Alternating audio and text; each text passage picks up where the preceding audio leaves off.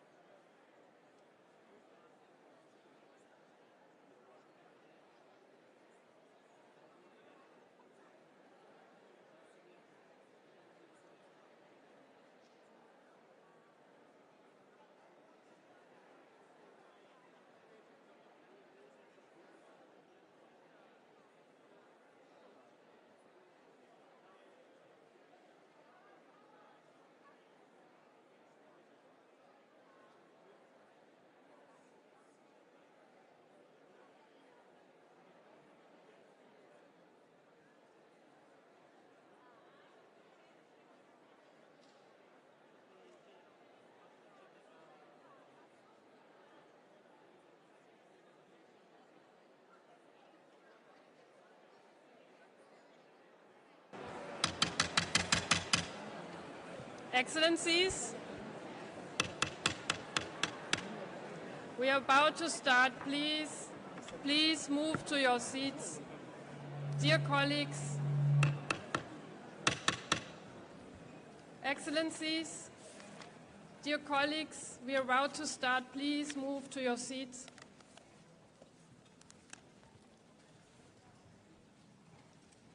Excellencies, distinguished delegates, dear High Commissioner, ladies and gentlemen, a very warm welcome to Geneva. It is my pleasure and honor to declare open this 75th plenary session of the Executive Committee of the High Commissioner's Programme. And again, a very warm welcome to all of you, and especially to those who traveled from their respective capitals to join us here in Geneva today. Excellencies, dear colleagues, at the end of June 2024, there were approximately 122.6 million individuals around the world who were displaced as a result of persecution, conflict, generalized violence, and human rights violations. This is an increase of 12.6 million when compared to the 110 million forcibly displaced persons at the end of June 2023.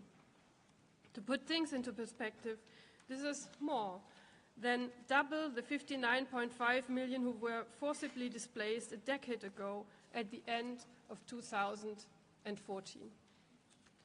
This scenario has resulted in enormous challenges for humanitarian organizations like UNHCR. The role of the Executive Committee is helping UNHCR address these challenges, remains catalytic in this respect, and I look forward to the perspectives that you will bring to bear on the subject in our plenary session this week. Before we begin the formal program, I would like to say just how privileged and honored I have been to preside over the Executive Committee of the High Commissioner's Programme during the past year.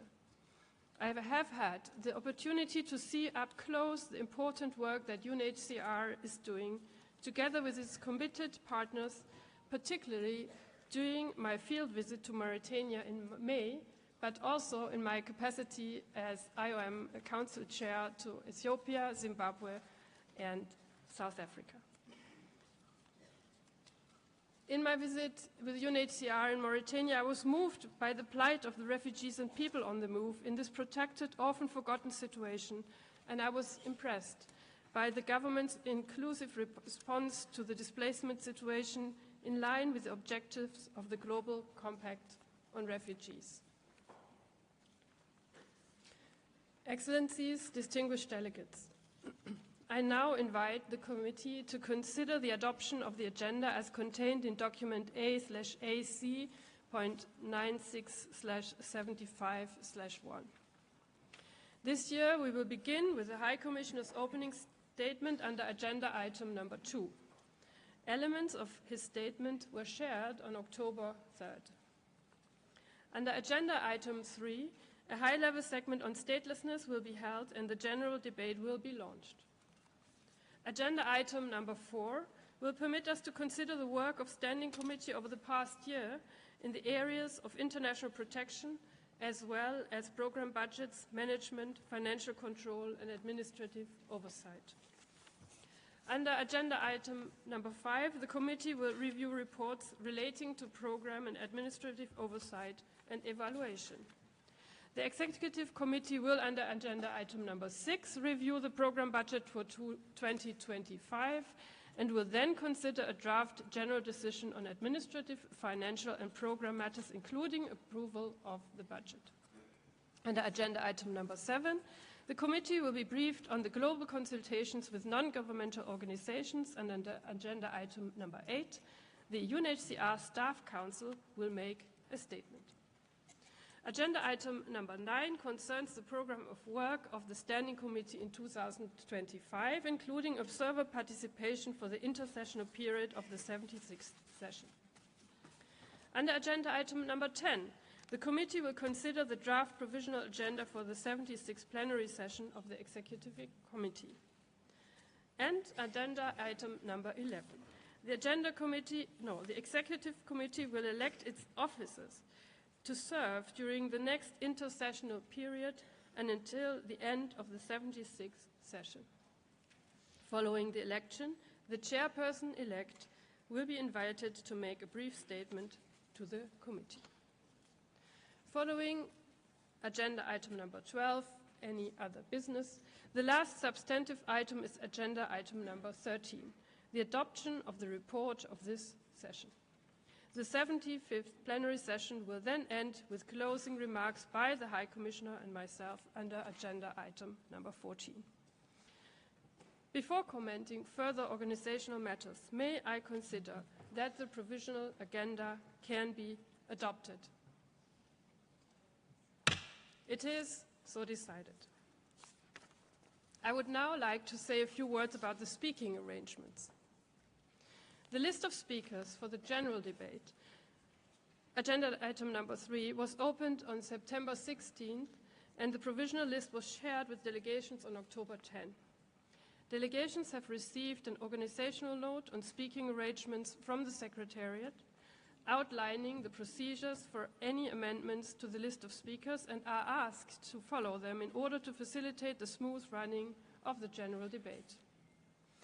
Should a state or organization speaking on behalf of a group of states or group of organizations wish to make a statement, they should inform the Secretariat well in advance of the relevant agenda item.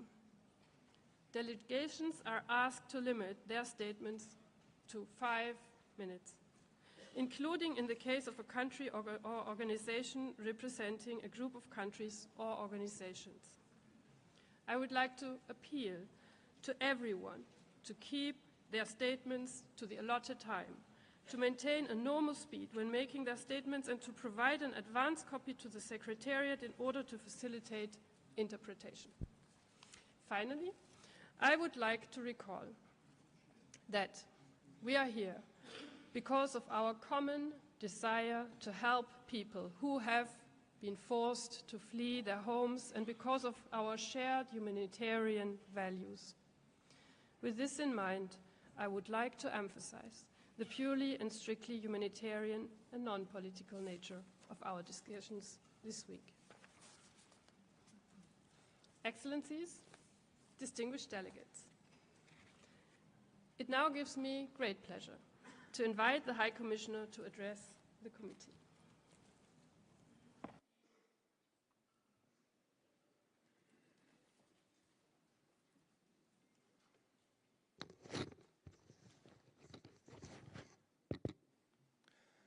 Good morning.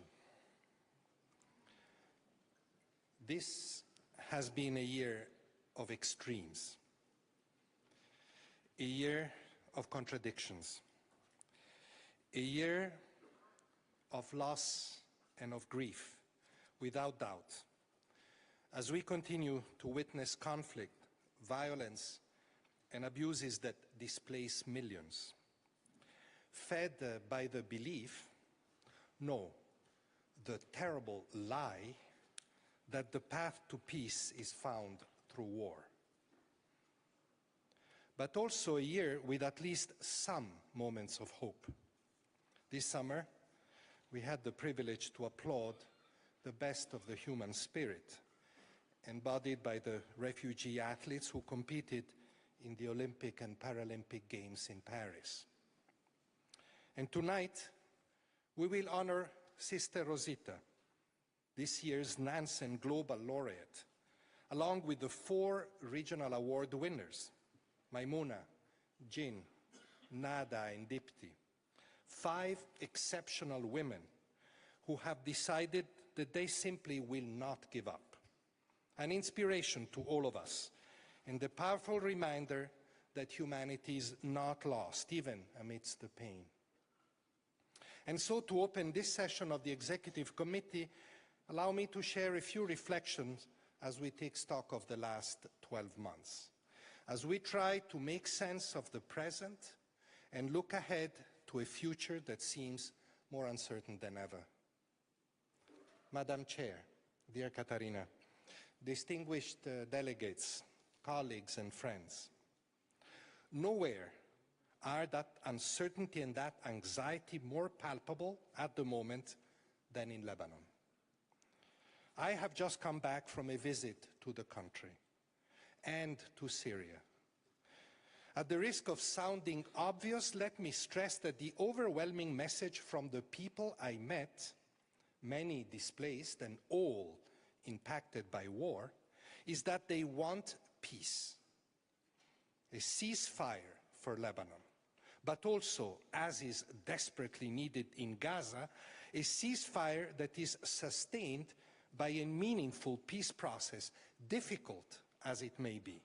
This is the only way to break the cycle of violence, of hatred, and of misery. A ceasefire that would also allow the displaced of this conflict in Lebanon and in northern Israel to return home.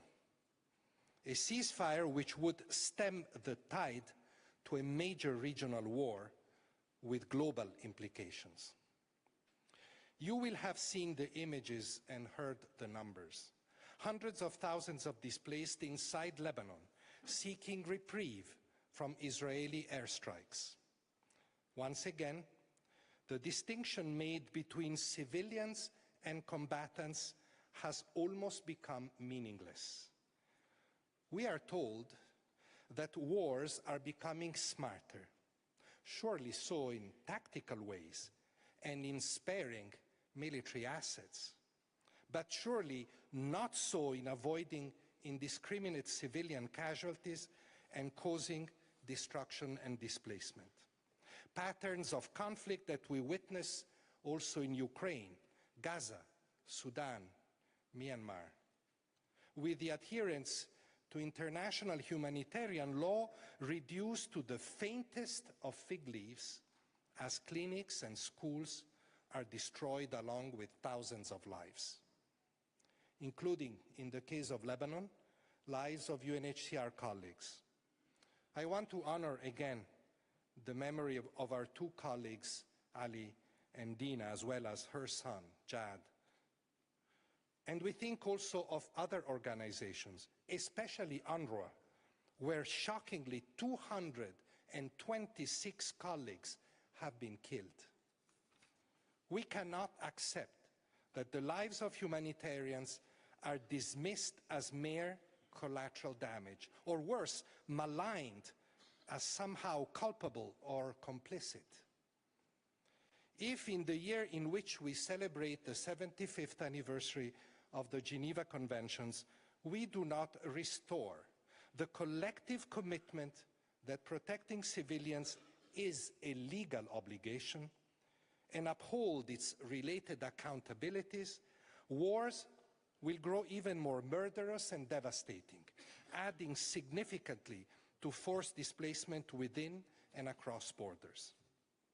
And yet, even as the humanitarian community mourns, with many of our colleagues and their families themselves impacted, we continue to respond, to stay and deliver, as we always have, as it is our responsibility to do. And so we are in Lebanon, working with authorities and partners to meet the most urgent needs and to respond to everyone's plight without distinction on an equal basis, because airstrikes spare no one. Certainly not the Lebanese people, but also not Syrian refugees, many of whom have been hosted in Lebanon for years and who find themselves uprooted again. You can appreciate the complexity of the situation, the evident paradox. Uncertainty clouds the lives of ordinary civilians in Lebanon today. Surely, if airstrikes continue, many more will be displaced and some will also decide to move on to other countries. Many have already decided to cross the Syrian border, and Syria has opened the doors to all those fleeing Lebanon. Both Lebanese refugees and Syrian returnees in Syria need immediate relief assistance. The funding appeal launched in Damascus last week like the one issued for Lebanon a few days earlier, require urgent contributions. The situation, with Syrians representing 70% of the 276,000 new arrivals, requires also that we move more decisively along the two tracks I have often mentioned in the past. First, we will continue to work and advocate with the government of Syria to ensure the safety and security of all those arriving, including Syrians, especially now that many have returned.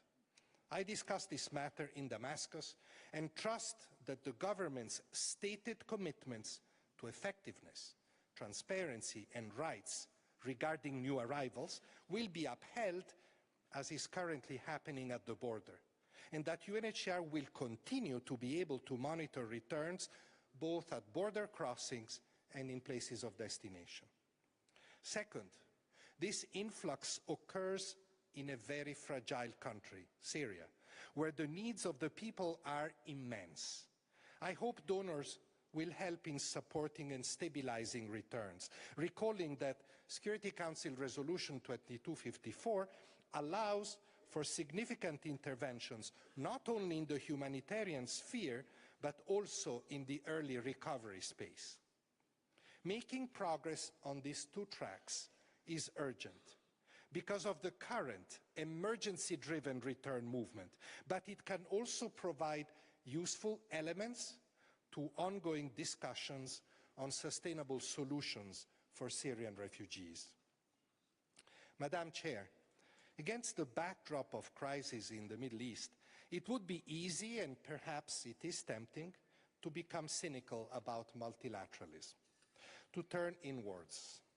But cynicism and isolation are not luxuries that refugees can afford. There are 123 million refugees and displaced people today. Their plight demands solutions, and the only way to achieve solutions is by working together. It was only a few months ago at the Second Global Refugee Forum that we saw firsthand how the right vision of solidarity, of unity, could forge a new spirit of cooperation. It is more important than ever, 10 months on, to recall the commitment to inclusion and responsibility sharing that all of you and many others brought to the forum, yielding more than 2,000 pledges across all sectors and all regions. Under the leadership of the Assistant High Commissioner for Protection, Ruben Menictiuela, UNHCR is following up on the implementation of the pledges, many of which are already having a real and tangible impact on displaced people and on the communities hosting them. There are countless examples. That is the power of multilateralism done right. Now, and as we start to look ahead to December 2025 and to the meeting of high-level officials, which will be the next institutional milestone under the Global Compact on Refugees, let's keep this spirit alive. We will need to draw on the lessons of the Global Refugee Forum, solidarity, perseverance, and the desire to solve as we continue to respond to the unrelenting pace of humanitarian emergencies. Like in Ukraine, where civilians must be helped to prepare for a winter that is likely to be even more difficult than the two previous ones, with so much of the energy infrastructure destroyed by Russian strikes. Or in Myanmar, where the number of displaced people has risen by over 2 million people in the last year as a result of multiple ruthless conflicts across the country. Or in Sudan, a crisis that commands little media attention and enjoys inadequate financial support, but where, today, we see the dramatic consequences of the collective inaction that we have been warning about since the start of the war 18 months ago. And it can still get worse. I visited Sudan twice this year. The situation in the country defies description. Famine, disease, floods, and horrific violations of human rights have displaced more than 11 million people, almost twice as many as a year ago. 2 million Sudanese people have become refugees, most of whom are hosted in Egypt, Chad, Ethiopia, the Central African Republic, and South Sudan. Fragile countries, battling their own crisis and the effects of climate change. And yet they have continued to receive refugees. Just last week, another 25,000 Sudanese arrived in Chad, fleeing the latest atrocities. Please reflect. 25,000, adding themselves to 1.2 million refugees already in the country, one of the poorest of the world.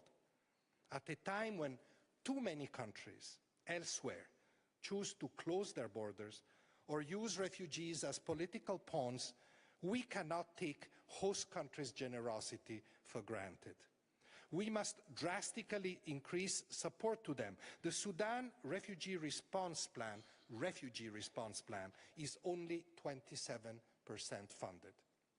And to the many others that continue to keep their doors and communities open, often with few resources. In Sudan and the region too, we do what we can. But we feel a sense of powerlessness. In New York, at the General Assembly, I participated in several discussions on the Sudan crisis, and I heard nothing that would make us hope that the men with arms devastating their own country would come to the negotiating table. What a dismal proof of the state of leadership in today's world.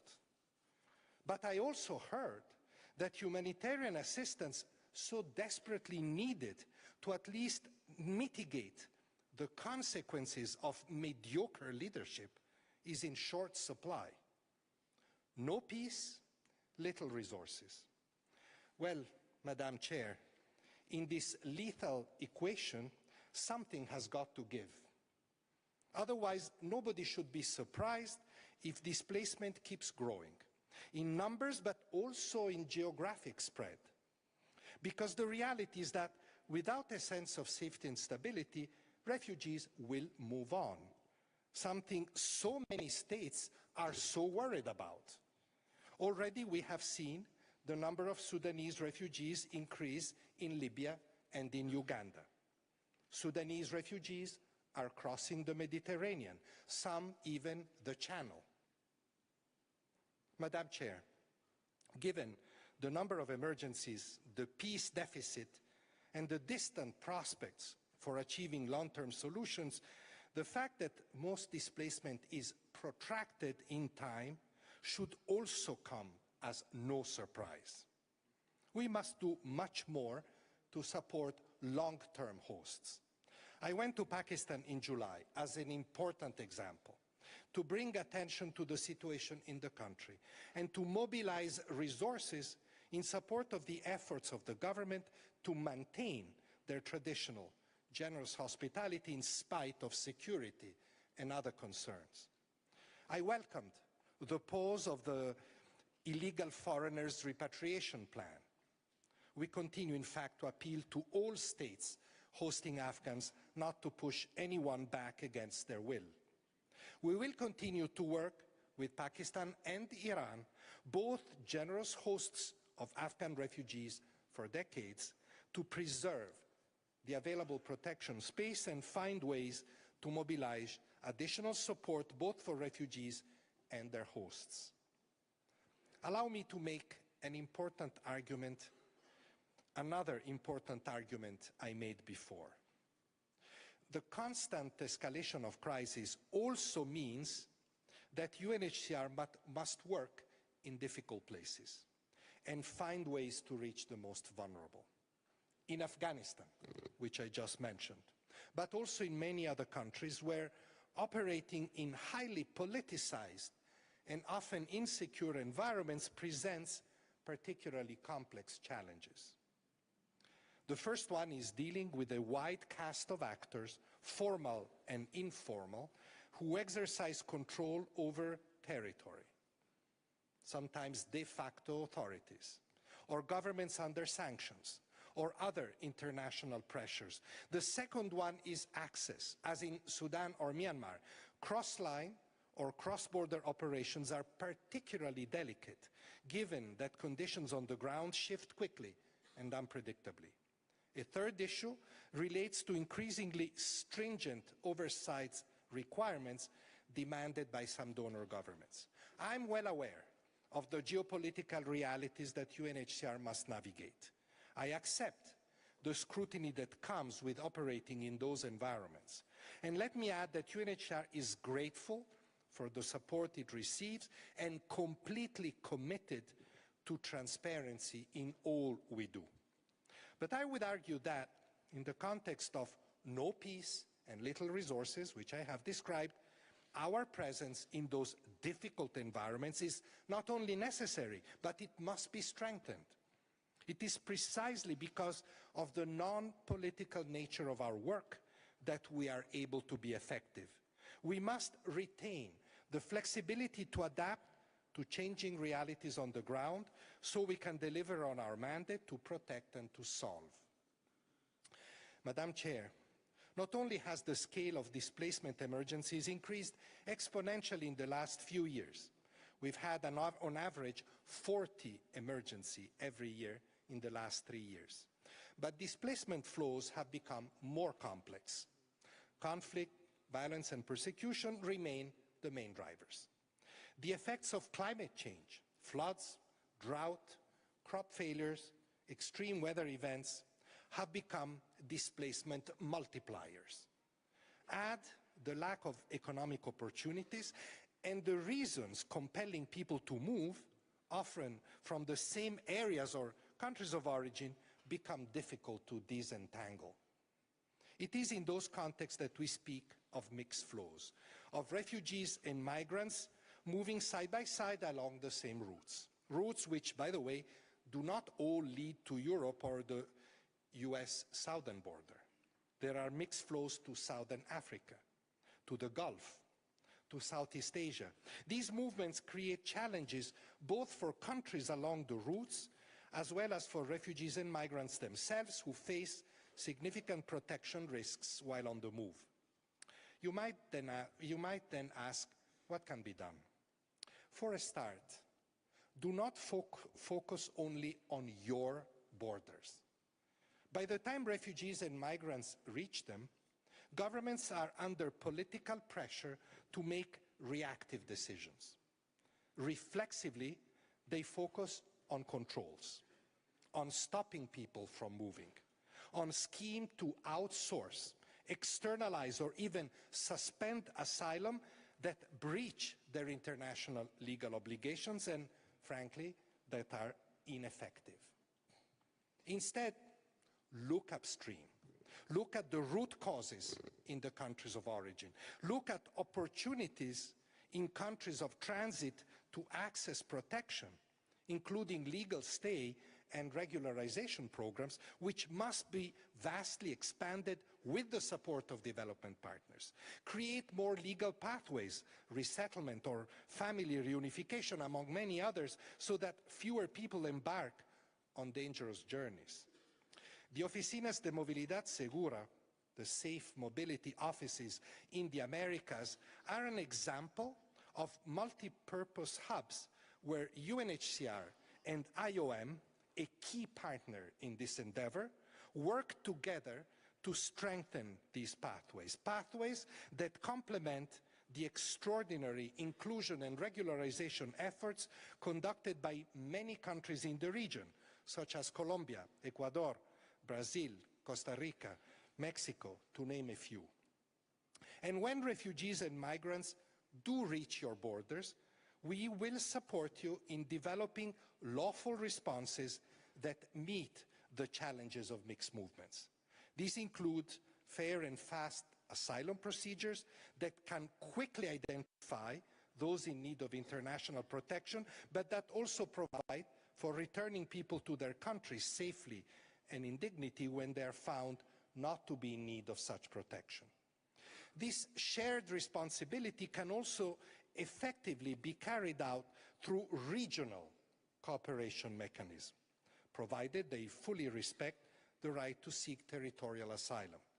And regional disembarkation schemes that can create efficiencies by pooling resources to search and rescue, to process and critically to receive or return people after their claims have been fairly assessed can also be explored.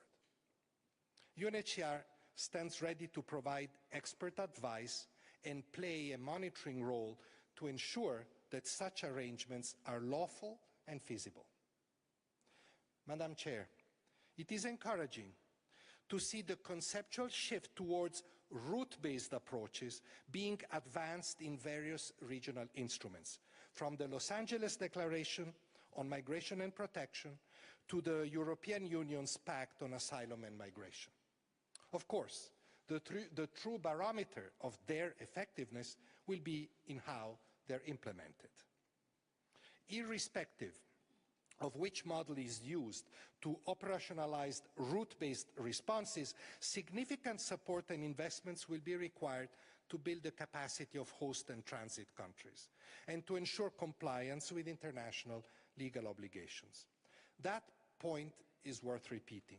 Yes, it is clear that there is a need for innovative solutions, solutions that are both principled and pragmatic, and we are your partners in this endeavor. In so doing, we will continue to exercise our mandate, and all can count on us to forcefully defend the institution of asylum.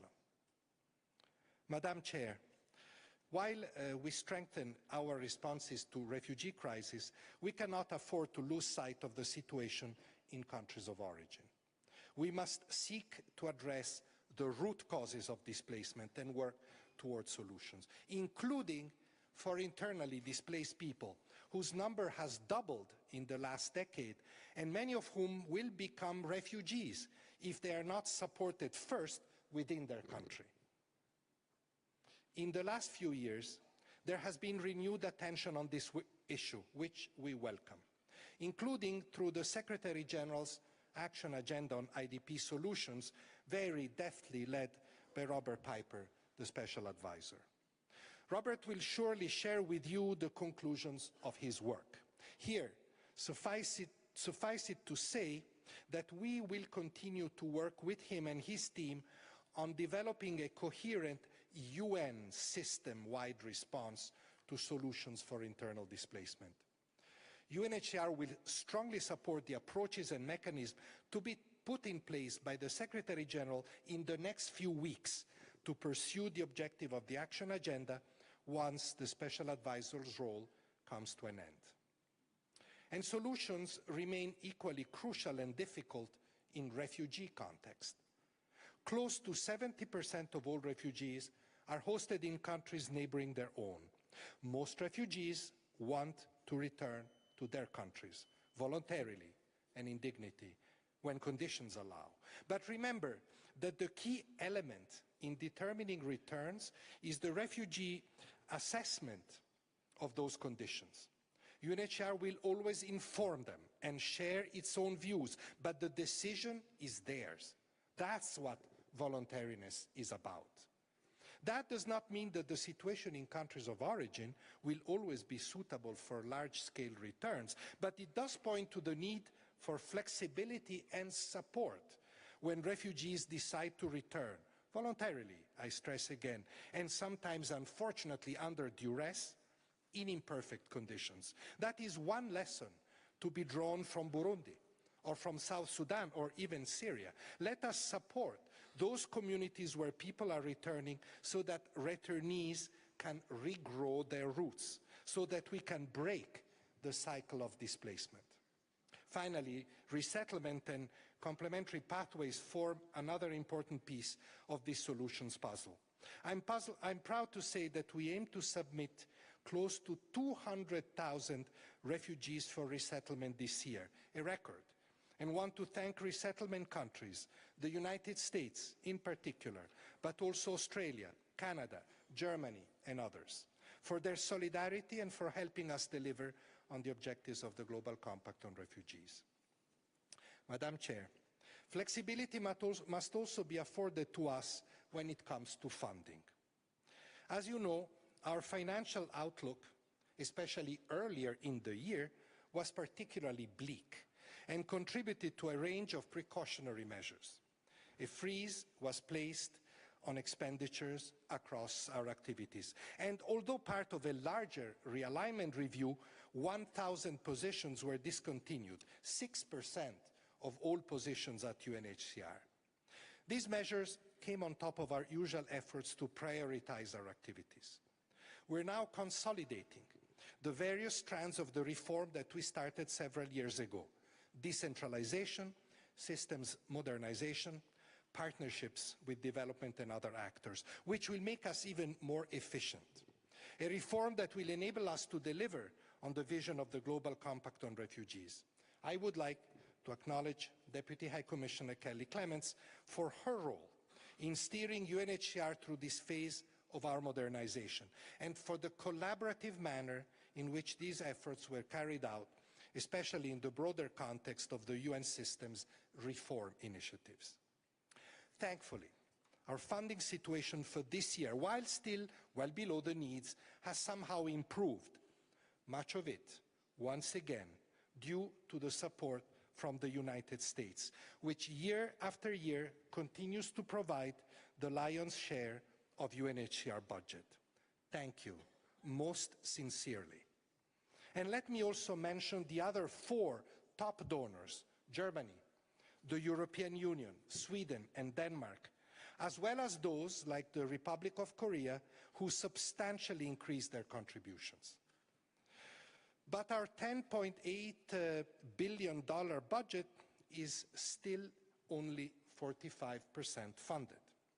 And the same funding uncertainties hangs over our 2025 budget and likely beyond. That volatility combines with earmarking.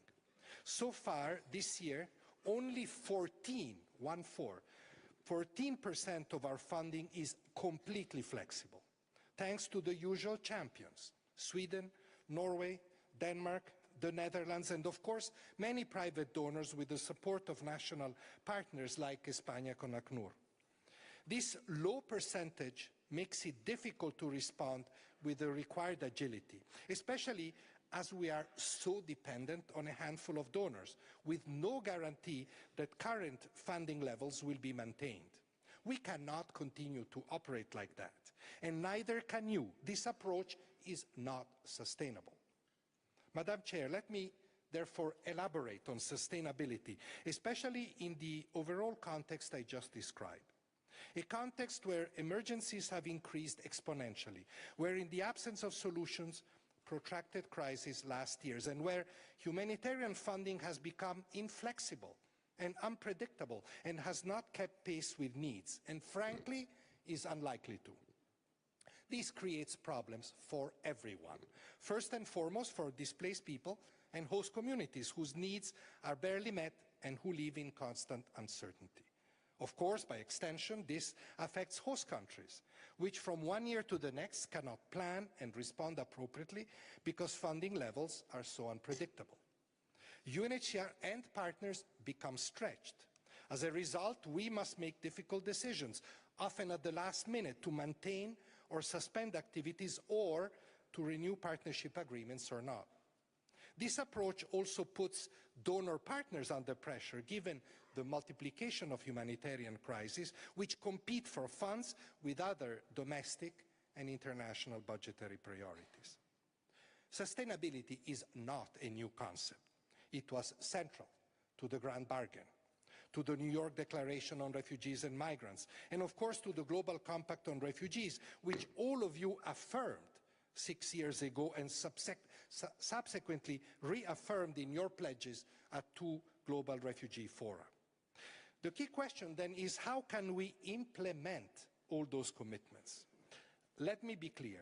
We must not move away from humanitarian aid, but we must address our over-reliance on it, because it is designed for short-term humanitarian responses, because it is quickly exhausted, not meant to prop up long-term or recurrent activities, because it not only creates dependency, but does little to contribute to the development of national capacities.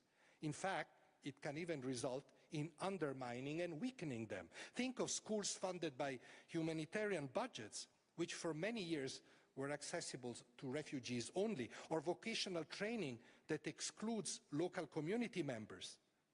Such parallel systems offer limited opportunities, are not sustainable financially, and create tensions within communities by pitting displaced people and their hosts against each other. The same thing happens when local services and opportunities are denied to displaced people. It is a recipe for instability, especially in a context where more than half of all refugees are under the age of 25. Professor Mohammed Yunus, the chief advisor of the new government of Bangladesh, has spoken eloquently of the plight of hundreds of thousands of young Rohingya refugees dependent on decreasing humanitarian aid, disconnected from opportunities, but connected to the world where many negative forces are lurking, ready to exploit their despair. Exclusion is not only bad, it is a risk. Including refugees and displaced people in their host communities as appropriate and as circumstances permit is a more sustainable option. Let me dwell on inclusion for a moment. I know that many host countries have justified concerns that inclusion and integration could lead to the same place, where permanent integration may be simply impossible in some contexts. But inclusion is not integration. Inclusion is for the duration of displacement, for self-reliance, to the extent possible. It does not change the commitment which we all made to finding durable solutions, to working towards returns in safety and dignity, towards resettlement and other pathways, as is clearly spelled out in the Global Compact on Refugees. And indeed, many of you are already including refugees, and in many different contexts, in Uganda, Colombia, Mauritania, Brazil, Iran, Mexico. The list is long. What all these countries have concluded, as has Kenya, in preparing to launch the Shirika plan, is that it is more efficient and more sustainable for refugees to be self-reliant and to be included in national structures and systems than to be left dependent entirely on humanitarian aid. Host countries also have another concern, that of being left alone, with humanitarian aid receding and development assistance for refugees and hosts slow to come, if it comes at all. This is a very understandable worry, and we're working with development actors to address it in refugee context. Because sustaining support for refugees and their hosts will simply not happen without international assistance. And because this model is not about shifting the burden to host countries, it is about strengthening, including through financial support, the capacities and resilience of host countries and communities so they can successfully and sustainably include displaced people in their national response systems for as long as displaced people are there. This approach has several clear advantages. It benefits more clearly and directly host communities. It draws on the human capital of displaced people, who in turn are more committed to the host communities in which they live because they become participants. It allows host countries to attract additional development financing, including in remote areas where often refugees are located. It benefits UNHCR as it allows us to focus on protection and solutions and donors, as this approach can relieve some of the pressure on humanitarian funding. Today, Sudanese health professionals work in Juba's clinics and hospitals. In European countries, Ukrainian refugees have access to the job market. Refugee inclusion contributes to economic growth and social stability. The literature on this is clear, vast, and growing. Inclusion is not only an approach for the present, but an investment for the future. And importantly, refugees will be better prepared for their eventual return to their countries of origin. We at UNHCR look forward to working with interested states in moving further along the sustainability path. Not all situations might be conducive, and obviously it would be wrong to apply a one-size-fits-all approach to very different contexts. But wherever there is potential and willingness, we stand ready to engage. On our side, we will work on stronger partnerships with host governments, development organizations, financial institutions, multilateral banks. In many places, from Uganda to Colombia, cooperation is well advanced and has impact. We will also multiply efforts to mobilize the attention and resources of the private sector, unleashing the potential in investments, market value, and human capital of displaced and host communities. We, like other humanitarian organizations, have been working on this for several years already. But we must accelerate, scale up, and engage more partners. We know from regional consultations and bilateral meetings that many apprehensions remain, especially on implementation, including on how this new approach will fit with other existing frameworks at country level. There are questions also about financing, about how the shift to a sustainable aid model would work differently in middle and lower income countries, for example. We hear you. We will continue the dialogue in an open and consultative manner, as we always have, so we can gradually address these important questions. I have asked Raouf Mazou, the Assistant High Commissioner for Operations, to coordinate the discussion on our side. We will also need to deepen our reflection on how we program and budget, including whether we should move to multi-year budgets to support multi-year strategic planning, crucial to sustain self-reliance, as is already the practice across many UNHCR operations. But none of this will be advanced, not to mention decided, without consultations with you, in full respect of our governance structures and mechanisms, respect that I trust will be mutual. And I would argue that host countries should provide overall leadership to these consultations so their concerns and needs can remain front and center as we move ahead. Madam Chair, before I conclude, let me say how pleased I am that statelessness is in special focus at this year's Executive Committee, and we will have a segment following this, so I will not say too much. Simply to recall that in 2014, we launched the I Belong campaign with the objective of ending statelessness within a decade. It was a very ambitious objective, but a deliberate one, because even though we have not eradicated statelessness, the progress of the last decade has shown that we are on the right track. More than 500,000 people have gained nationality since the launch of the I Belong campaign. 500,000 people who became visible members of society, who gained the right to do things we take for granted every day. Open a bank account, register for school. In a context where solutions are so elusive, it is important to take a moment and celebrate these achievements that have such a profound impact on the lives of those who can finally claim their nationality, their identity, truly, and proclaim without fear and without doubt that they exist. I want to congratulate all of you for your effort and commitment. Though I want to commend Kyrgyzstan in particular for becoming the first country to resolve all known cases of statelessness, just joined in the last few weeks by Turkmenistan in this exceptional achievement.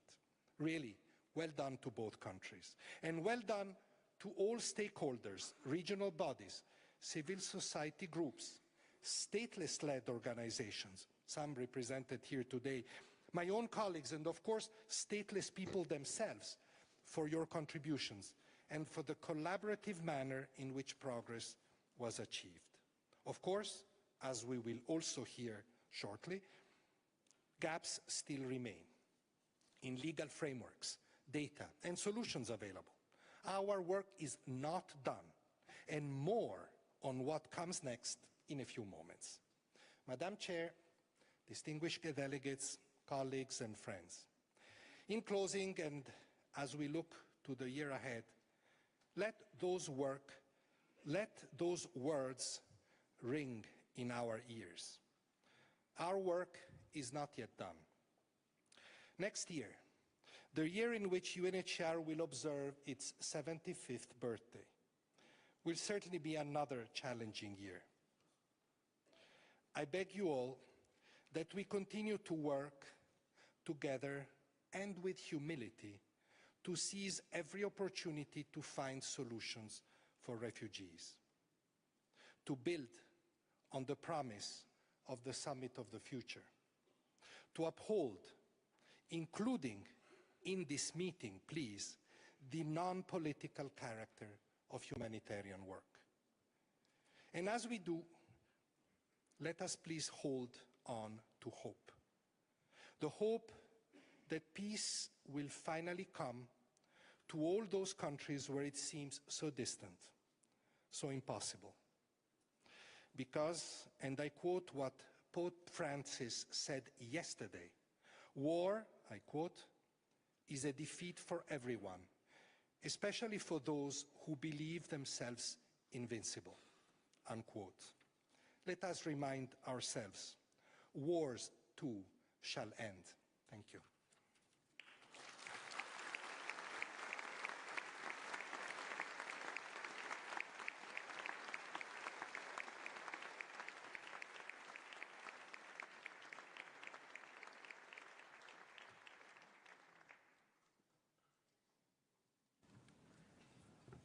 Thank you, High Commissioner.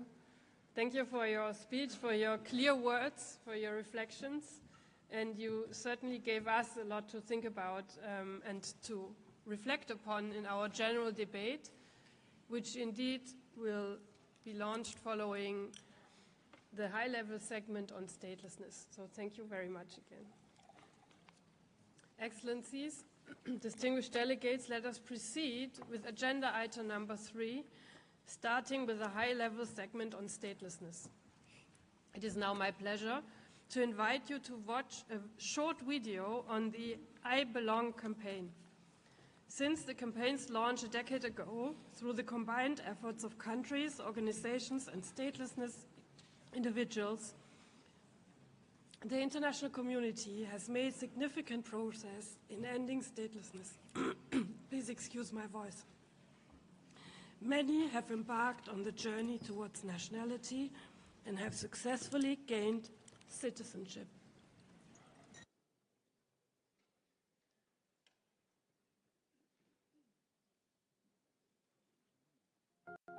There are lots of issues in the world today that are considered to be unresolvable, but statelessness is not one of them.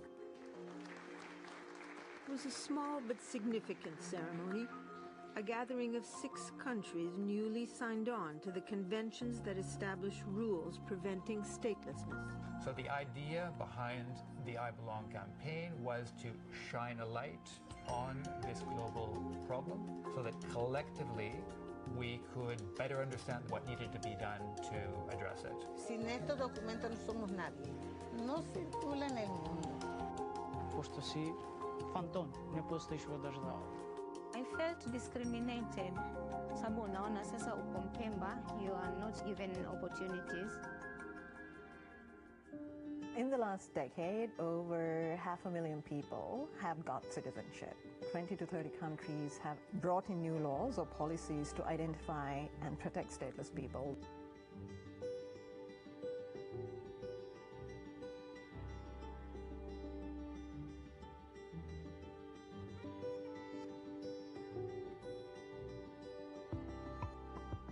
But beyond the statistics, what I think this campaign really achieved was bringing visibility to a problem that's absolutely neglected and overlooked. When it comes to nationality, we're talking about a very specific issue that each state faces because it's about who belongs. who belongs in your community. So determining whether or not an individual or a group belongs is a fundamentally political issue. And in some cases, all you need is really a stroke of pen on paper to really bring this statelessness issue to an end. This single paper that people take for granted is my life. If Brazil changed their laws and they have now definition and mechanism to solve it, why not other countries as well? In working in the humanitarian and development spheres, we're here because we think we can make a difference. We can all be champions of this worthy fight against the lack of citizenship and nationality. А вот мы возвращаем им то, что должно было принадлежать им по рождению. Ahora, a obtener ese papel, ese reconocimiento, yo me siento que soy otra persona. Como que he vuelto a nacer.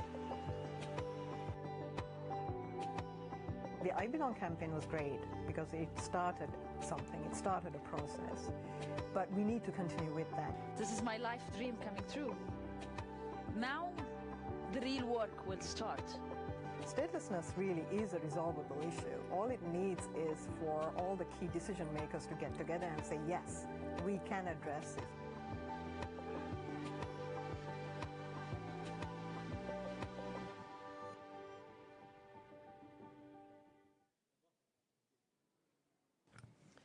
Thank you very much, UNHCR, for this film.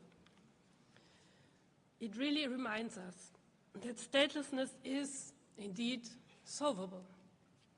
And I am now delighted to introduce UNHCR's Goodwill Ambassador, Ms. Anita Rani, who will open the high-level segment. Ms. Rani, you have the floor. Thank you very much.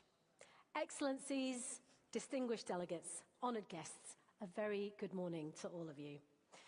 It's my absolute honour to be here with you today and have the opportunity to moderate the high-level segment on statelessness. A little bit about myself. My name is Anita Rani. I'm a broadcaster, author, and also have the honour of being a UNHCR Goodwill Ambassador. As a journalist and storyteller, I've had the privilege of sharing the stories of many people from around the world, and I'm especially passionate about amplifying the voices of those who often go unheard, like stateless people. Statelessness is a profoundly isolating experience, one that affects millions of people globally. It robs individuals of their basic rights and can leave them in limbo for generations. But it's also a solvable problem. Today we'll hear firsthand from two inspiring individuals who've experienced both the challenges of statelessness and the transformative power of finally gaining their nationality. They're standing next to me. Let me introduce you to Miss Nosizi Dube and Miss Nur Aziza. Welcome, both of you. Thank you for being here. I think we should start by hearing your stories. Nosizi, I'm going to begin with you. Please share with us your journey from being stateless to finally gaining your nationality. Thank you so much, Anita. Okay. My name is Nosizi Dube. I come from Kenya, born and raised in Kenya. I come from a community known as Shona. It was previously stateless. Shona people originated from Zimbabwe. They moved to Kenya during the colonial period as missionaries. So once they settled in Kenya after independence, institutions were formed and they were not considered as part of the indigenous communities of Kenya, and that's how they were stateless. I was born in the year 2000. I was born at home. My parent was stateless. When you're stateless, you don't have the legal document, the identity card. So she couldn't access medical services. There is that vaccine that's usually administered at birth. It's known as the BCG.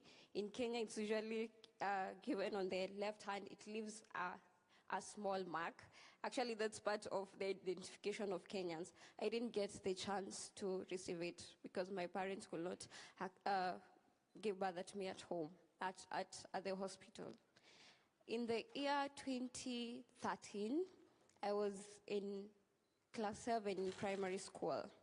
At that time, I was required to register for my final exams in primary school, myself and other colleagues. For you to register, you are required to produce a birth certificate for it to facilitate you to do the final exams. I did not have it. My fellow colleagues from the national community did not have it at that time. So most of the kids just decided to drop out of school because it's like, how are we going to proceed about this? It's a single document, but it had the power to determine your destiny. So 99% of the kids from my community dropped out of school. But I'm that one person who believed in the power of education. I felt like education is part of my soul. If I lose it, I lose a part of my soul. So for me, at that time, I did not drop out, I just continued. But we were lucky, I can say lucky, because as a stateless person, you just live by luck. We were lucky by that time. Other Kenyan children had issues with their birth certificate. So the government of Kenya provided an alternative that you don't have to use a birth certificate, use a clinic card. Personally, I don't even have a clinic card, I was born at home. But I just had to use other means. I got the clinic card, I registered. I completed my primary school in 2014. I could not proceed in going to high school. Again, I was required to produce a birth certificate. I didn't have it. My parents could also not apply for bursary. In Kenya, there's that bursary that helps you at least subsidize the secondary fee. She couldn't because she didn't have the voter's card. So what means my education was supposed to stop there. I loved education, and I believe in the power of education to bring change and help me get a seat at the table. Especially as a young woman. Exactly, as a young woman. So I just decided to repeat again in another year in primary school. I went back to the same school. Even the teachers did not understand why I went back. But I went back to the same school. And then it happened, there's a time in August, we had a book harvesting ceremony in the school. And then the member of parliament was the guest of honor. So the head teacher got the chance to just explain my situation. And that is the time the member of parliament offered me a scholarship to go to high school. So in the year 2015, that's when I completed my second year, and I went to high school. This time I have a scholarship. But again, I still didn't have the document for me to join high school, considering all the struggles I had put through. So we just talked to the principal and then lied a bit that my birth certificate is being processed, and once it's ready, we'll give it to the school. And that's how I enrolled. In the year first of all, when I was in my first year in high school, I was a top performer. There was an opportunity to go for an exchange program in the United States. It was among the people who were selected for it because of my top performance. But I just went to my teacher and just exempted myself from the list. I didn't explain to him because I found it would be complicated for me to explain to him. I don't have documents, because for him he understood I was born in Kenya, so I should have all the documents. At that time, I just withdrew myself from the list. Come 2017, I was required now to register for the final exams in high school. I still didn't have the birth certificate. At that time, I just had to use other means for me to just find the birth certificate. And because for me, I just loved education. So considering all the struggles that I've come through all the way, I just had to find means, and I got an illegal birth certificate and I registered. But in 2019, we thank the Kenyan government. That's the time after the Makonde people were given nationality, and now there are conversations to grant the Shona community nationality through UNHCR and Kenya Human Rights Commission. In 2019, we were still not given the nationality, but the Kenyan government helped us, those who are still in school, to access legal birth certificate. And that's the time I got my first legal certificate. You were how old? Certificate. I was 17 years old.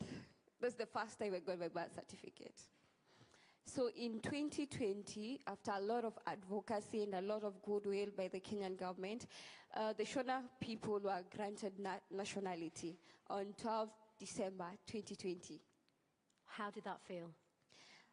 It was a very life-changing moment because for me, I felt like it's the chains of statelessness have been broken.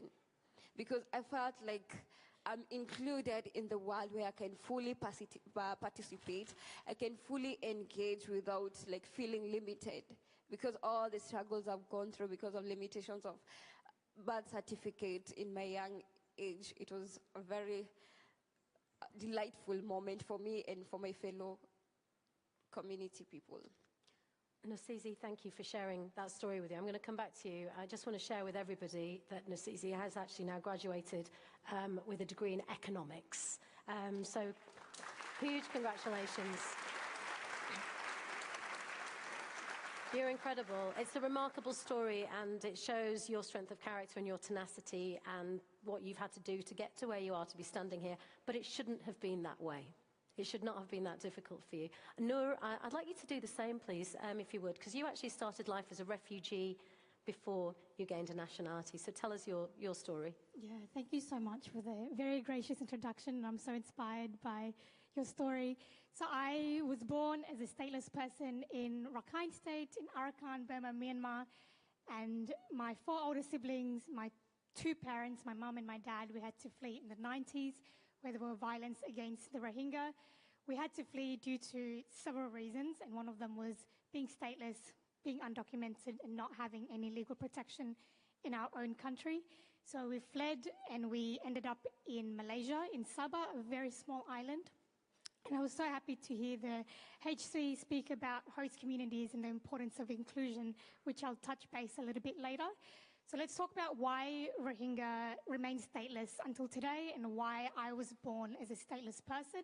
So in 1982, the military junta, the main perpetrator against the Rohingya, introduced the Citizenship Law Act, essentially removing and wiping Rohingya citizenship away from us, which led to Rohingya statelessness till today, and we remain the largest stateless community in the world.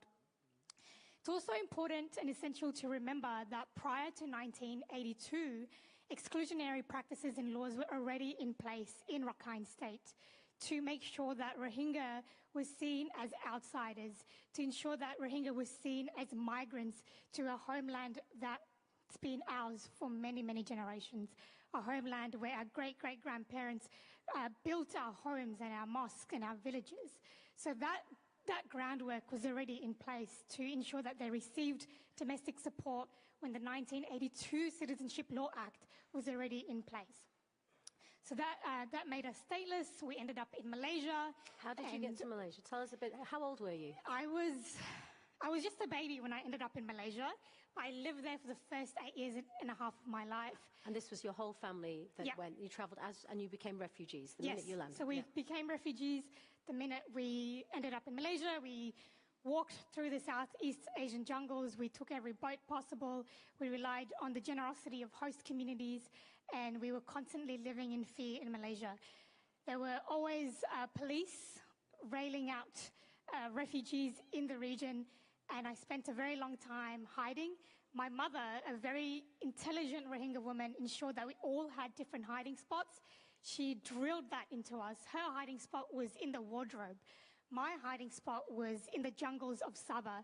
And she made friends with an indigenous Tausug Filipino lady that was also displaced, and she also hid in the jungles. And she was the person that I went to when the police raids were extremely concerning for my mother.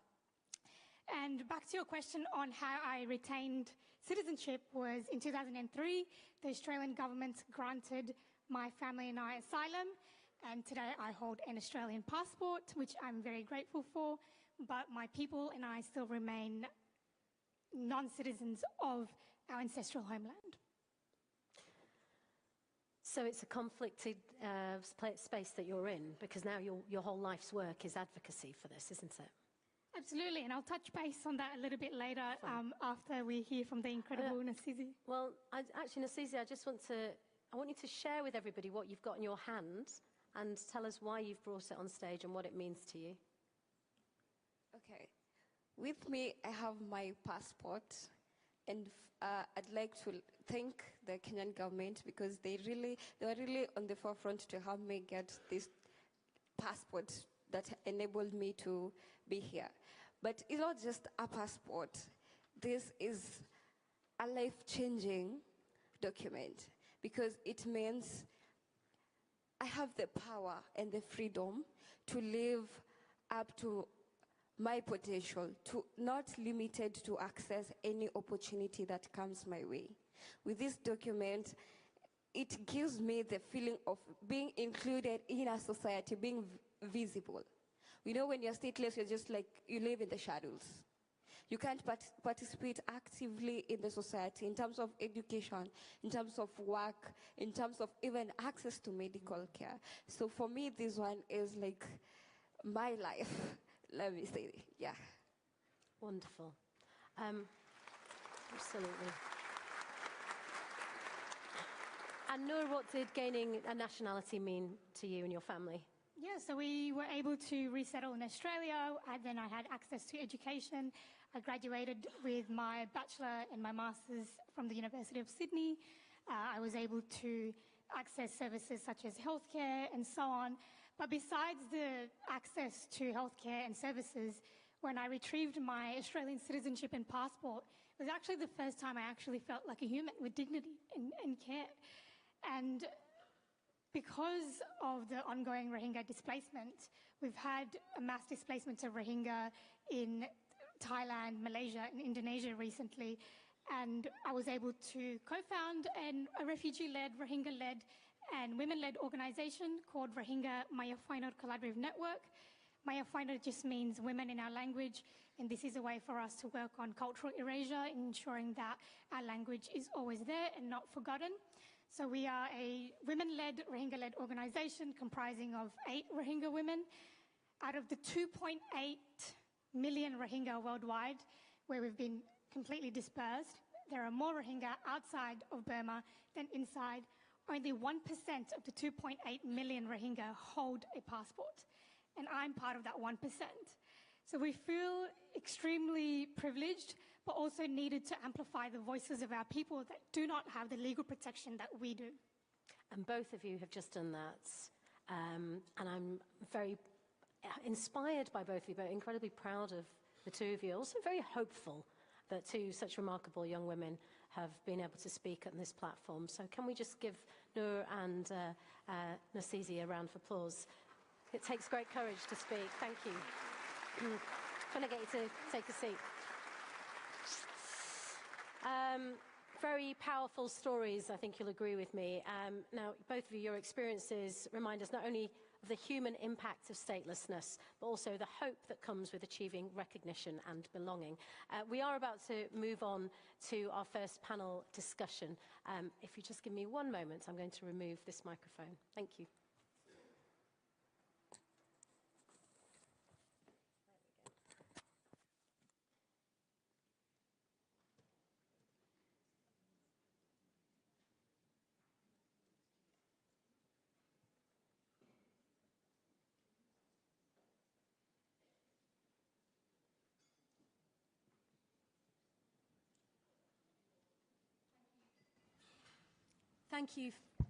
Thank you for your patience. As we just heard from Noor and Nasizi, statelessness is not an abstract issue. It's a deeply personal human reality, but it can be solved. And that's what brings us together here today. This year marks 10 years since the launch of UNHCR's I Belong campaign, a global effort to end statelessness. Over the past decade, this campaign has brought significant progress. New laws, policies, and commitments from countries around the world have helped hundreds of thousands of people finally gain the nationality they deserve. In the next session, we'll reflect on the successes and lessons learned from the past 10 years of the campaign, and we're going to look ahead to the most critical steps we must take to truly end statelessness. We'll hear from a distinguished panel of experts, each of whom has played a vital role in this fight. and it is my absolute pleasure to introduce them to you now. Mr. Veper Hajiev, a permanent representative of Turkmenistan to the United Nations Office in Geneva. Mr. Jean Uema, National Secretary and Vice Minister of Justice of the Government of Brazil. Mr. Chris Nash, Director of the European Network on Statelessness. Welcome to all of you. Let's dive straight into the discussion. I think I'll bring my first question to you, Mr. Veper Hajiev. The government of Turkmenistan has announced in September that it has resolved all known cases of statelessness within its territory. I'm going to repeat that. Has resolved all known cases of statelessness and has fully implemented its national action plan to end statelessness. So first of all, a huge congratulations on this achievement. Can you please share with us what was the key to this success?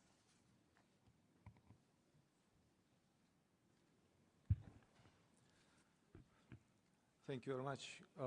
Distinguished ladies and gentlemen, Your Excellency High Commissioner Grandi, thank you for opportunity to speak today on such an important topic as the elimination of statelessness in our country, Turkmenistan.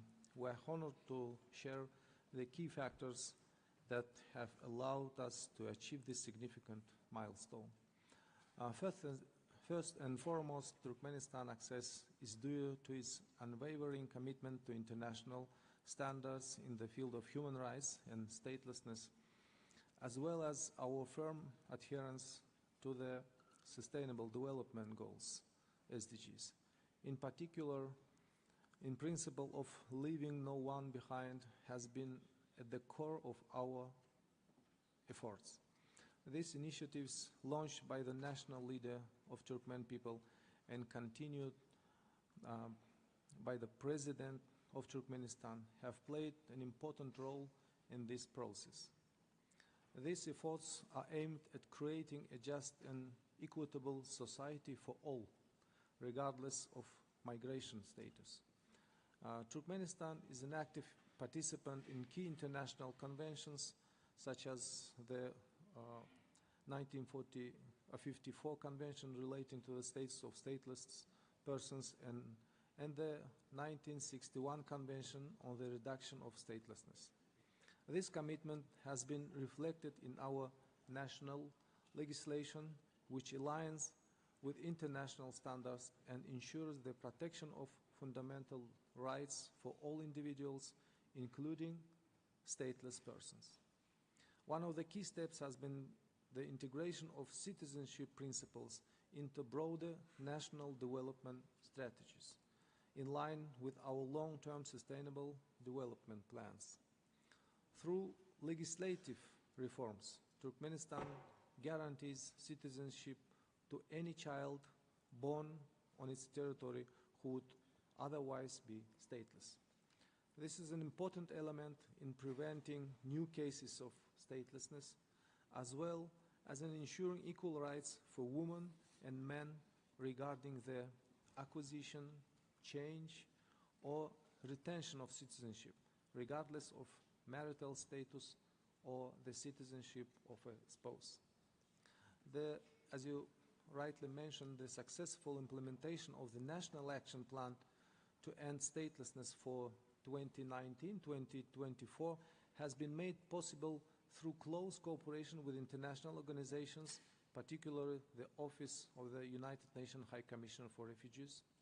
Together, we strengthened procedures for determining the status of stateless persons, creating fair and transparent process that grant citizenship to those who have been deprived of it. As a result, more than 32,000 people, including refugees and stateless persons, have acquired Turkmen citizenship in recent years. Particular attention should be drawn to the importance of biometric identification and the digital modernization of civil registration systems. In 2020, we introduced important legislative reforms, including a new Civil Status Act, which guarantees the registration of all births, regardless of the legal status of the parents. This law ensures that every child born in Turkmenistan has the right to a name, identity, and citizenship, effectively eliminating future risks of statelessness.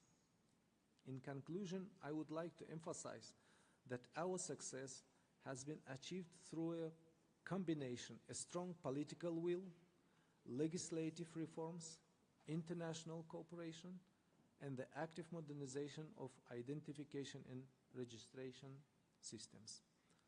All these efforts, initiated by leadership of Turkmenistan, have resulted in the resolution of all known cases of statelessness in our country. I thank you for your attention.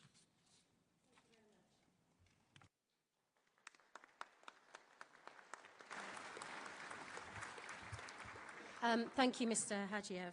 Now I'll turn to you, Mr. Uemov. Brazil has been a global leader and a key regional actor for advancing prevention and response to statelessness in the Americas. And Brazil has also made progress at the national level. Can you please share some examples of key steps that you've taken? Thank you.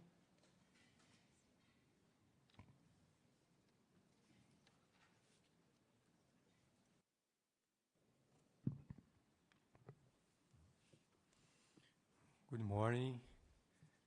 Thanks, High Commissioner Filippo Grandi. Thanks, Madam Chair, Anita Hani, colleagues of the panel. Brazil has a constitutional commitment to granting nationality to individuals born in Brazil, regardless of their parents' nationality, to descendants of Brazilians born abroad, and to those who intend to reside in Brazil permanently.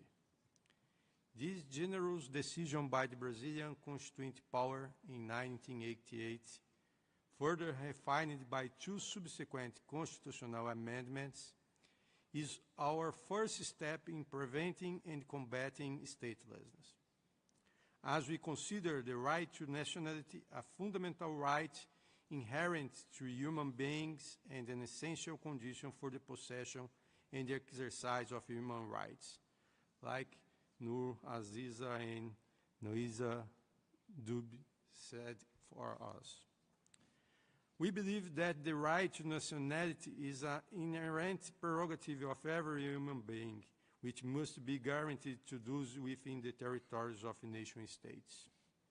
Therefore, we urge all countries to adopt in their constitutions or laws or executive decisions, as Brazil has done, the broad right to nationality.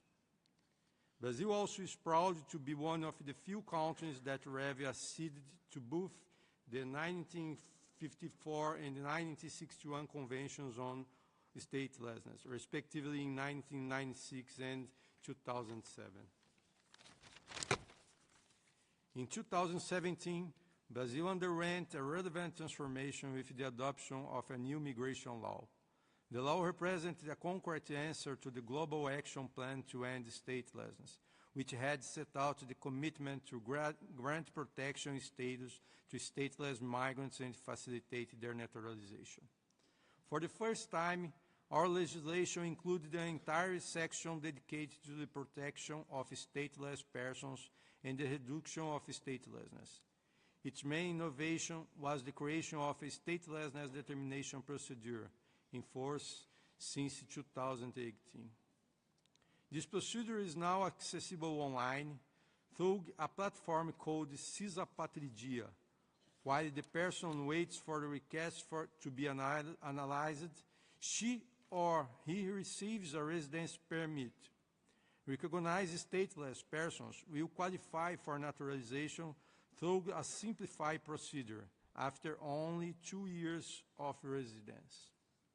Recognized stateless persons will also have access to family reunification procedures even before becoming a Brazilian citizen.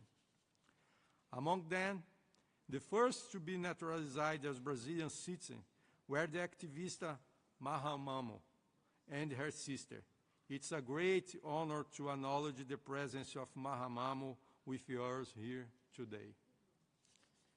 At the regional level, we highlight the adoption in 2014 14, during the first year of the I Belong campaign of the Brazil Plan of Action in the framework of the Cartagena Plus 30 process. The document sets goals for Latin America and the Caribbean over the next decade, coinciding with the period of the campaign. One of its 8 chapters is dedicated to statelessness, with goals related to the accession to the stateless conventions, the creation of determination procedures, and the facilitation of naturalization process. This was the first time the Cartagena process included statelessness in its objectives, and over that decade, Latin America witnessed significant progress. Before concluding, I wish also to highlight that Brazil announced last year the decision to adopt a national unified policy for migration, refugee, and statelessness. 6 working groups were created to discuss the proposal, with the participation of the federal government, states, cities, civil society, refugee-led organizations, and UNHCR and IOM offices in Brasilia on a whole-of-society approach.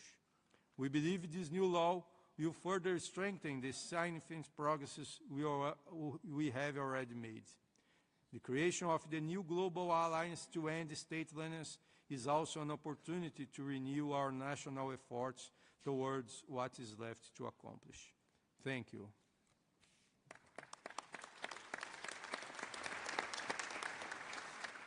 Thank you, Mr. Uema. And now, Mr. Nash, I'm going to come to you. The I Belong campaign has coincided with increased civil society advocacy on statelessness. Can you describe how this campaign has helped advance your work? And what are some of the key achievements? Thank you.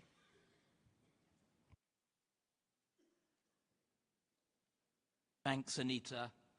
And when the I Belong campaign launched back in 2014, I well remember the excitement many of us working on statelessness felt to see the issue get such visibility in the mainstream media, with the then High Commissioner, Antonio Guterres, doing a global tour of TV studios. These catalytic visibility moments are critically important, and their impact cannot be overestimated, because if you can't see a problem, you can't fix it. This increased awareness has also made space for civil society to act. I co-founded the European Network on Statelessness around this time, and since then we've grown to be a civil society alliance with over 180 members in 41 European countries, working to deliver change through law and policy advocacy, capacity building, community engagement, and awareness-raising activities. The I Belong campaign has provided a valuable halo effect, helping to amplify several regional advocacy campaigns that we've run over the last decade. For example, our Stateless Kids campaign to ensure every child's right to acquire a nationality, our Roma Belong campaign to address Roma statelessness, and our Stateless Journeys campaign to improve the identification and protection of stateless people in a migratory context. These campaigns, alongside ongoing work by UNHCR and other partners and stakeholders, have certainly moved the needle on statelessness, and there has been real progress in the continent over the last 10 years. Let me just give you 3 examples. Firstly, 9 European countries have introduced or improved safeguards in their nationality laws to prevent childhood statelessness. Secondly, there has been real momentum towards reducing cases of statelessness among Roma and other minority groups in the Western Balkans, with North Macedonia leading the way with a series of legal reforms that have left that country close to resolving all known cases of statelessness. And thirdly, several European countries have introduced stateless determination procedures, without which many stateless people can't end their limbo or rebuild their lives. The recently adopted EU Migration and Asylum Pact, which the High Commissioner referred to earlier, for the first time includes binding provisions for member states to identify and record statelessness. And as I said at the beginning, if you can't see a problem, you can't fix it. In conclusion, let me say that it's right that we gather today to celebrate progress and to give visibility to the issue of statelessness.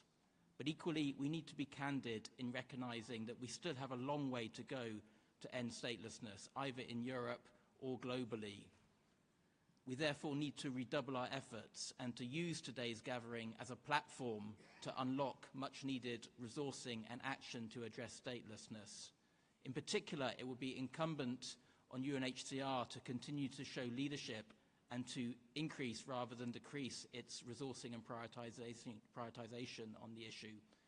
It will also be imperative that all stakeholders engage with and embrace the rich and exciting potential for progress through the new Global Alliance to End Statelessness, which will be the focus of the next panel. And underlying all of this, it is critical that we continue recent momentum to better center stateless people and to enable them to claim power as leaders of change. And we heard that so powerfully earlier from both Noor and Azizi in terms of their powerful contribution.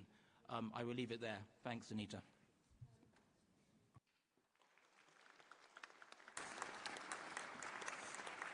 Thank you, Mr. Nash. Actually, I'm going to come back to you because I would like all three of you to, whilst we've got everybody in the room here, to maybe, from the perspective of the work you've done in your country, to tell us very briefly what you see as the most critical action to effectively prevent, I know it's a big question, and resolve statelessness, but kind of almost the top line, you know, what can people instantly think about doing? Let's start with you, Mr. Nash. So just seeing as you were in the flow. Thanks, Anita. And I suppose I won't repeat what I just said, but I think in this gathering, I think it's particularly to ensure that statelessness is always visible in these discussions, so to make sure that it's mainstreamed through the Global Refugee Forum and other processes. You know, we know that statelessness is both a cause and a consequence of forced migration, and yet too often the issue remains, you know, insufficiently visible on discussion agendas. And I mentioned resourcing, and I can only reiterate, you know, how limited resourcing for work on statelessness is generally, but particularly for civil society and stateless-led organizations and communities. So hopefully the Global Alliance, you know, through components like its online marketplace, can help address that. But it will need, obviously, you know, private foundations, but also governments, and, you know, to provide bilateral funding if the Global Alliance is really to fly and deliver the progress which it has the potential to do. So I don't want to tread on the toes of the people who will follow in the next panel, but I would urge everyone to engage with that discussion, to join the Global Alliance, and for states to become solution seekers so that they can translate pledges into concrete law and policy reform which improve the lives of stateless people across the globe. Thank you. Thank you for that. Mr. Hajiev, the same question to you as Turkmenistan has been successful. What I heard from what you said earlier was that you took a decision as a government to grant everyone citizenship, which on the face of it seems like a very simple solution, but actually we know it's a lot more complicated than that. So what advice would what advice would you give everyone in the room today, based on your experience?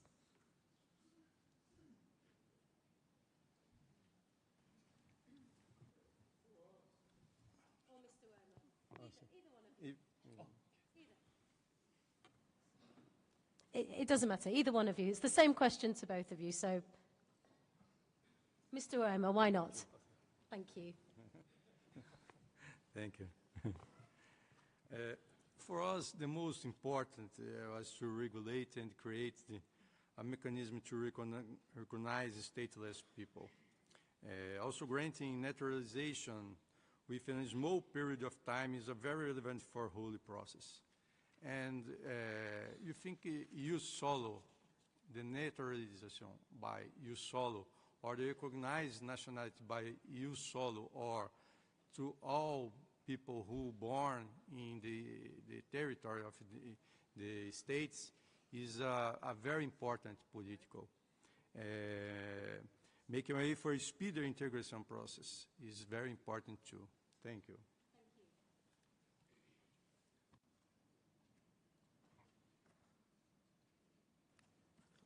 Thank you very much. Indeed, the issue of statelessness persons is very important for all of us. And due to our commitment, Turkmenistan, as I already mentioned, realized a national plan of action for to end statelessness for 2019-2024.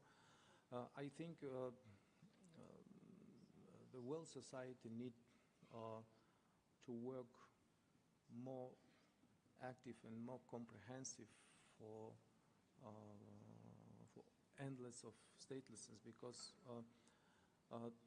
stateless persons need to more rights to be elected, right to education, etc. That's why three main pillars that we used in our strategy: political willingness, legislative reforms, and international cooperation. Because for us, UNHCR is one of the most important partners, and we made this kind of success just through our comprehensive and consistent cooperation with UNHCR. But at the same time, I think civil society is most important, and I think we need to be more active. I mean, our governments, we need to be more active in cooperation with civil society, with NGOs. It's one of the main important topics that our country feel when we realize our program for endless status. Thank you. Thank you very much. And I think we should get the final say on this from the two young women who spoke so eloquently about their own experience at the beginning of this section. So, Nur and Nasizi, what are your recommendations for this audience to effectively address statelessness? And I'm actually thinking about what Mr. Nash said about if you can't see it, you can't fix it. And you couldn't even tell your teacher because you understood that he would not even comprehend that you don't have papers. So why don't we start with you, Nasizi? Why don't you tell us what you think the solution is? Thank you so much, Anita. Okay, the I Belong campaign is over, and we're starting another journey. So in 10 years, are we still going to have the same conversation? If we're talking about an inclusive world, if we're talking about sustainable development, it will never happen if there's still people who are still stateless. We need to break this cycle. It's actually a solvable thing.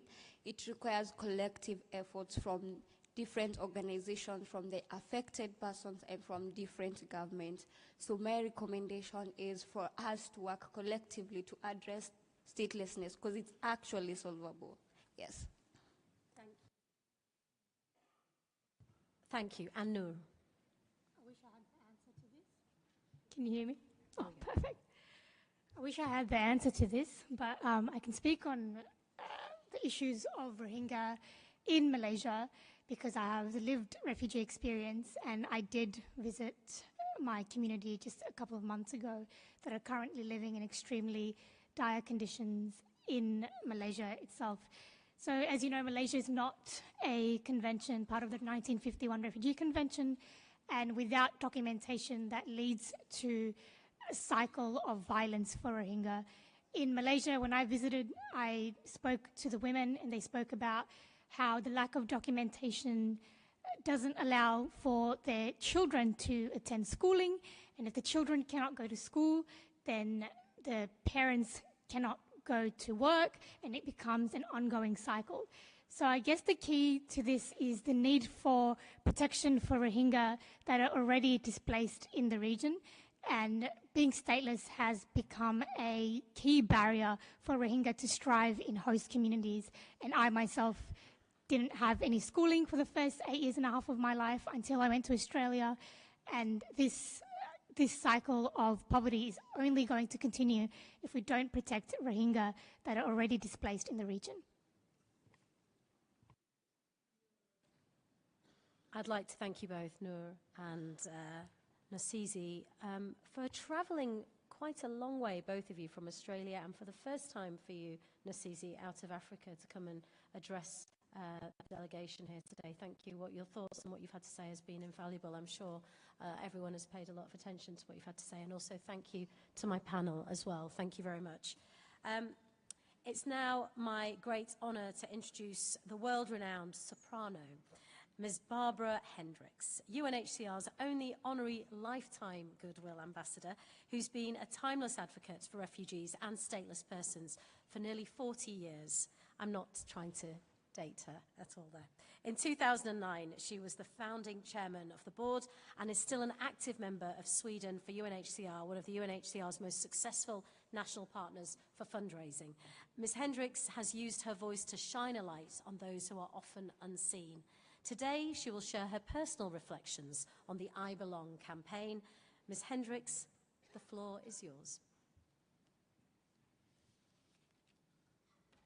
Good morning.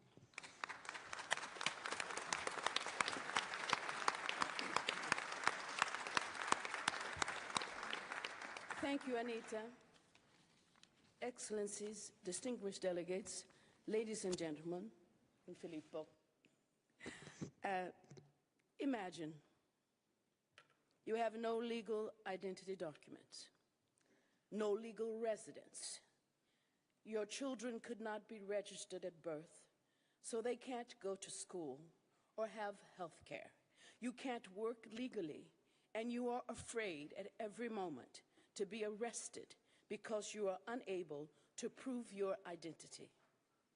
This scenario is hard to imagine for those of us for whom belonging to a nation is self-evident and necessary in order to participate in society. For millions of stateless persons in the world, this is no mental game. It is their daily reality.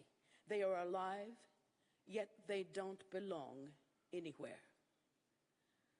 On the 10th of December 1948, the General Assembly of the United Nations adopted, after the horrors of World War II, the Universal Declaration of Human Rights. Article number 1, all human beings are born equal and free in dignity and in rights. They are endowed with reason and conscience and should behave toward one another in a spirit of sister and brotherhood. And then Article 14, everyone has the right to seek and to enjoy in other countries asylum from persecution. The 1951 Refugee Convention built on these fundamental rights and established the United Nations High Commission for Refugees as its guardian. The refugee agent was mandated to lead and coordinate international action to protect and safeguard the rights and well-being of those forced to flee persecution and conflicts, those uprooted and stateless. When the UN adopted the Universal Declaration of Human Rights 76 years ago, I was just 20 days old. My parents never heard about this declaration, but they knew all too well the Jim Crow laws of apartheid that segregated the races in America's South. I was, for all intents and purposes, born stateless in my own country. I could not benefit from the same protection under the law, nor exercise the same rights afforded to every white girl born on that day in Stevens, Arkansas, where I was born. When the Civil Rights Voting Act was signed in July 1964, after 300 years of slavery and 100 years of apartheid, I became a full citizen, as described in the U.S. Constitution. Belonging to a nation means having all the rights of a citizen, and more importantly, the duties and responsibilities of citizenship that are the very actions that shore up our democracy and ensures freedom for all. At age 15, I officially belonged.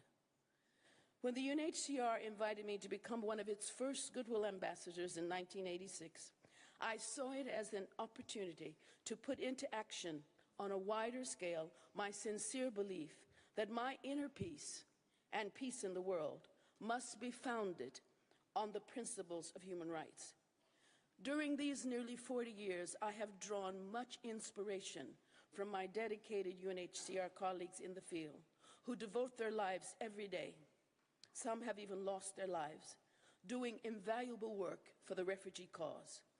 I have been humbled and have drawn encouragement from so many refugees and stateless persons that I have met, especially the women.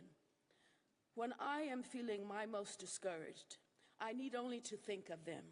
They face with incredible dignity and courage the nearly insurmountable difficulties and dangers of refugee life for women and girls. In 2014, when the then High Commissioner Antonio Guterres launched the 10-year campaign to end statelessness in the world, I asked immediately to work on the campaign. But only then did I become aware of the scope of statelessness, the millions who do not belong, who live as invisible non-citizens. During these past 10 years, many mothers of stateless children have spoken to me passionately of their hopes and dreams for the future. I met Elise in the Côte d'Ivoire, who could not contain her joy after the ceremony where her 2 children finally received their birth certificates. Her dreams are no different from the dreams that we all have for our families, for our children to grow up and prosper, for our families to be able to live in peace and to be able to contribute in a positive way to a community that recognizes us as fellow human beings. Elise's family is among the many who have benefited from the numerous achievement of the I Belong campaign. Entire population groups have been granted nationality, and important legislation has been adopted to prevent statelessness. There is still much more to do for those who are still waiting, feeling forgotten and fearful, suffering silently in the shadows and or voiceless. Often during my concerts, there comes a moment during which I have the impression that the audience and I are experiencing the music as one, vibrating as one string. I believe that the place within us where this vibration takes place is the same place from which the Universal Declaration of Human Rights has sprung. In a brief instant, we are reminded of the truth of who we are, that we are all connected and are all members of the family of humanity. The Universal Declaration of Human Rights shows us that each one of us is a valued member of the family of humanity. The Refugee Conventions encourages us to care for one another. The I Belong campaign has been an inspiring prelude to the global alliance to end statelessness in our lifetime. And I will continue to raise my voice until we reach that goal. Sometimes I feel like a mother's child. Sometimes I feel like a mother's child. Sometimes I feel like a mother's child. A long ways from home. A long ways from home. True believer, a long ways from home. A long ways from home. Sometimes I feel like freedom is near. Sometimes I feel like freedom is near. Sometimes I feel like freedom is near. But it's a long ways from home. A long ways from home. True believer, a long ways from home.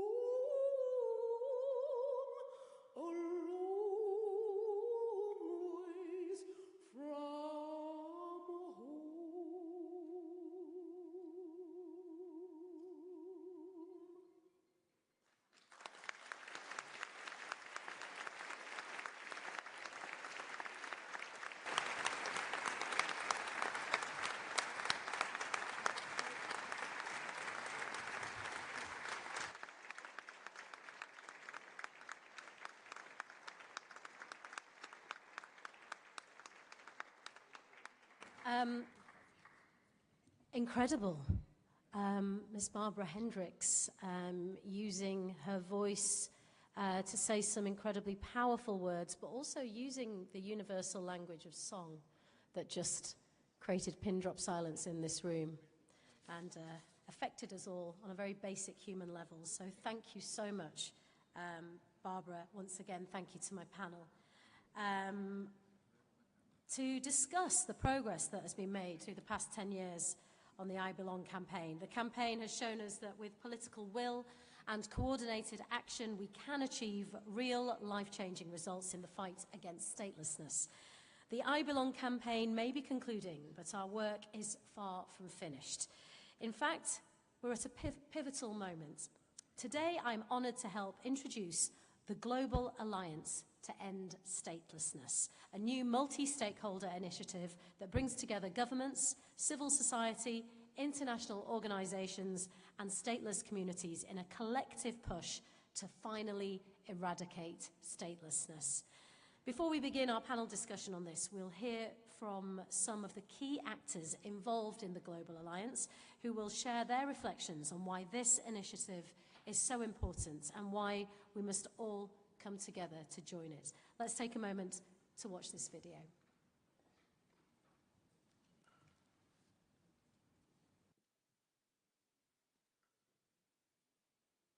This is how we end and address statelessness from ever happening in this world, by working together. Change simply isn't happening fast enough for the millions who are stateless and denied their fundamental human right to a nationality.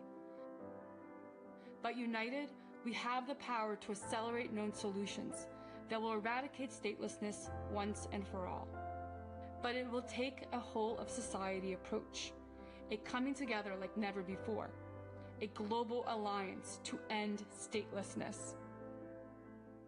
I'm so excited about the Global Alliance to End Statelessness that we are launching today.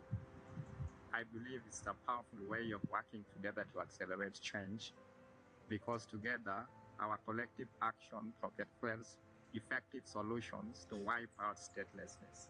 Joining the Global Alliance reaffirms Thailand's determination to resolve statelessness in our country and to advance global cooperation to end statelessness worldwide. As members of the Global Alliance, the ACNUR and ODIHR are committed to supporting the 57 OEC participating states to prevent and address statelessness, as outlined in our joint pledge. By doing so, we hope to foster a sense of common belonging, thereby contributing to long-term peace and stability. It allows for a transformative vision to make statelessness a relic of the past so that everyone has equal access and the right to a nationality.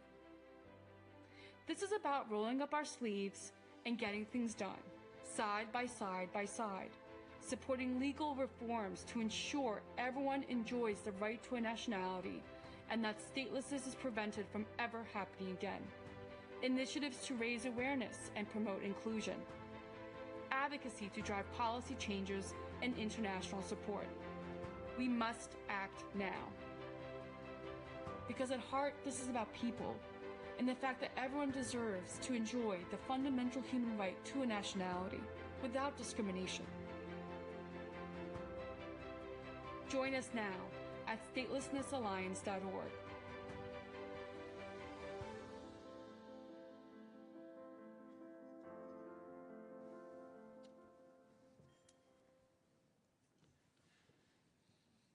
So we just heard how the Global Alliance to End